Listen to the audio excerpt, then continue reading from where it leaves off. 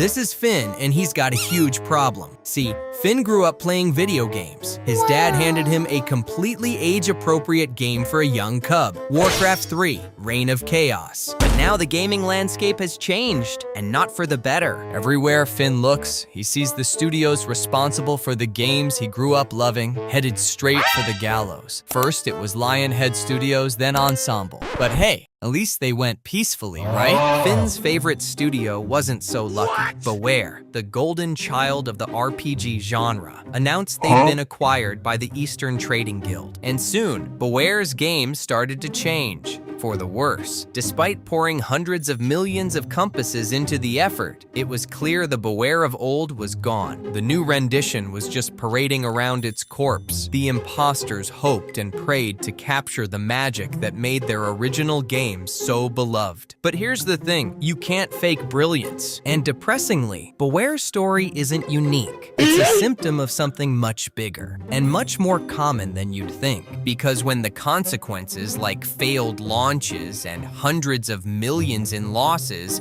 and layoffs, finally catch up to the mega galleons pushing out this garbage, it gets ugly. And some companies have resorted to tarring and feathering the very swabbies they're meant to serve. So what's exactly going on here? Why are AAA guilds struggling? Why are they blaming their customers? And what does this mean for the future of the industry? This is the AAA gaming bubble explained. So what AAA actually means? To make a long story short, AAA refers to games built with huge budgets and massive crews. No fixed number, but a good rule of thumb. If the budget matches what a guild captain spends on his second fleet, compasses he hasn't technically declared to the council yet, it's probably AAA. And for a while, that investment meant something. Games like Witcher 3 and Red Dead Redemption 2 were proof that resources plus talent equals something genuinely extraordinary, something that justifies every compass spent. But somewhere along the way, the guilds got it twisted, started confusing spending more with being better. Because when companies charge a swabby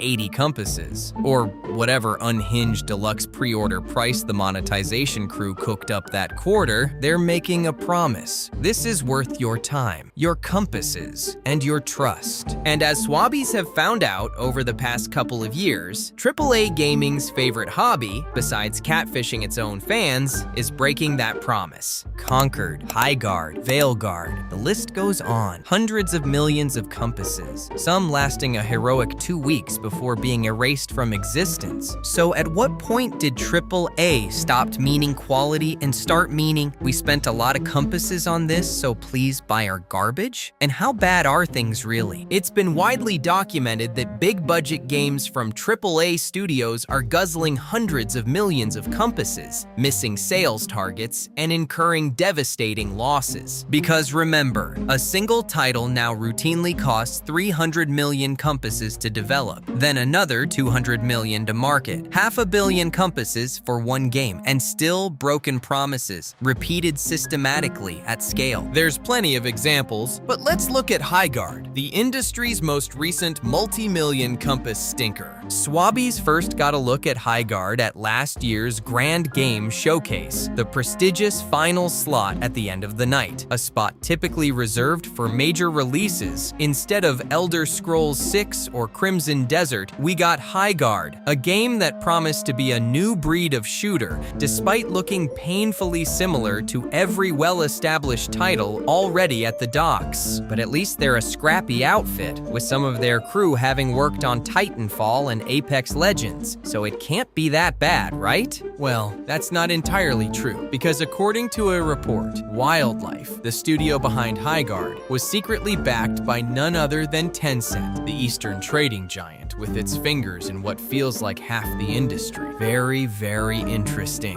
Pirate wonders if keeping that quiet was part of the plan to maintain the indie branding, despite having one of the largest investors on the seas funding the ship from below deck. But shady presentation aside, how did the game actually perform? The self-proclaimed new breed of shooter suffered a 95% collapse in its player base within just a few weeks from launch. And get this, unlike its predecessor in the Concord-class failure verse, this game was free, and yet Swabbies still didn't want it. Layoffs followed almost immediately, and the industry's latest entry into the Hall of Shame was cemented in history. And like any well-adjusted crew, the developers went back to the drawing board to regroup, gather feedback, and improve the game. No Man's Sky did it, so why not Highguard, right? Just kidding. The team instead performed the galaxy brain maneuver of blaming the Swabby. Wait, what? Enter the AAA playbook. Make products no one wants. Blame the customer. Cry when stocks plummet and layoffs happen. Just take a look at Ubisoft. Their Compass stack collapsed from 12,000 at peak to roughly 1,000, an 85% wipeout. For our non-gamer friends, just imagine paying full price at the harbor for a legendary 3-mast galleon and getting handed a dinghy held together with barnacles and wishful thinking, but then the dockmaster says it's your fault for not liking it, while also forgetting you never asked for a dinghy in the first place. Absurd. In the gaming industry, it's just a regular Tuesday, and worst of all, the excuses are always the same. Swabbies have seen it all before. The seas are too saturated. Players don't appreciate innovation. The content creators poisoned the harbor. The review bombers coordinated against us. According to analyst Swabbies, AAA game budgets have been growing at 6% annually since 2017, projected to accelerate to 8% every year. Meanwhile, overall industry revenue growing at 5%. The costs rising faster than revenue. Someone alert the harbor master. We've got a bubble on our hands. But where do all these compasses actually go? A huge chunk of it isn't going into the games at all. It's disappearing into mismanagement, ballooning crews, duplicated roles, mergers and acquisitions, and executives making creative decisions they have absolutely no business making. Just imagine hiring a world-class shipwright to build your vessel. Then the fleet owner, who has never touched a plank of wood in his life, walks in 2 weeks before launch and starts redesigning the hull because his nephew doesn't like the shape of the mast. But this has been plaguing the industry for years. The fleet captain's nephew dilemma. A BioWare is the perfect case study. The crew behind Mass Effect 2 and Dragon Age Origins, genuinely legendary games, got handed an unfamiliar genre with Anthem, an impossible timeline, and an engine the team had never worked with before. Disaster. And then the same suits fumbled it again with Veilguard. Years of pivoting, ballooning costs. Final product missed sales targets by 50%. The studio that once defined the RPG genre reduced to a husk. But it gets worse at the corporate level. When the Grand Fleet acquired the Activision Armada, thousands of Swabbies suddenly had overlapping jobs across merged studios. The layoffs that followed weren't bad luck. They were the direct consequence of an acquisition strategy built around dominance, with zero thought given to the Swabbies and games caught in the middle. This is the AAA and shitification formula. Big Guild acquires legendary studio, issues nonsensical directions, games fail, studio gutted from the inside out, the fate of its beloved IPs left in limbo. 300 million compasses to make, another 200 million to market. That's 500 million total. The harbor takes its 30% cut. Retailers want their slice. Tax comes after that. You're looking at needing 8 million copies sold at 70 compasses each before a single compass reaches the studio. Most of these ships never come close, not even a little bit. But wait, it gets way worse. In 2024, 72% of all gaming time across the seas went to games 6 or more years old. All the AAA launches, the massive budgets, accounted for just 7% of total time played. Every AAA studio is spending $500 million compasses to compete for 7% of Swabby attention, while Swabbies spend the other 93% going back to games they've been playing for a decade. It's like a fleet of galleons spending their entire treasury on a brand new trade route, only to find out Swabbies were perfectly happy with the old one and had no intention of switching. And there's a fundamental Swabbynomics principle which illustrates this perfectly: the value proposition model. When Finn heads to the harbor trading post to buy a new game, he's doing math in his head. Value and price. Green boxes are winning propositions, the kind that get Finn to spend his hard-earned compasses. Red boxes are losing propositions. Would you pay premium prices for a worse product? Likely not, right? right. The craziest part is that AAA games have been shifting their pricing upward every single year. 70 compasses as a baseline, 30 for the season pass, day one DLC, microtransactions, all before Finn has even booted the game. Meaning these games have to deliver a markedly better experience just to make it into the winning box. But swabbies are doing this math in real time, and the value offering simply doesn't add up. And to make things worse, publishers celebrated subscription services like Game Pass as a win, pointing to player numbers as proof their games were thriving. But engagement and commercial returns are not the same thing. Avowed is a perfect example. Solid player numbers on Game Pass missed its commercial targets because a swabby playing your game for free isn't the same as a swabby buying it. And that's how we end up with Finn, still at his desk, looking at the numbers he just ran, the budget for his favorite franchise's latest release, the sales projections, the headcount before and after the merger. He probably should have taken a moment before doing that. So the next time you see news of industry layoffs, acquisitions, or studio closures, you'll know what's really going on behind the sales. For legal reasons, this entire video is satire and is about fictional swabbies in a made-up sea. Please do not sue Finn.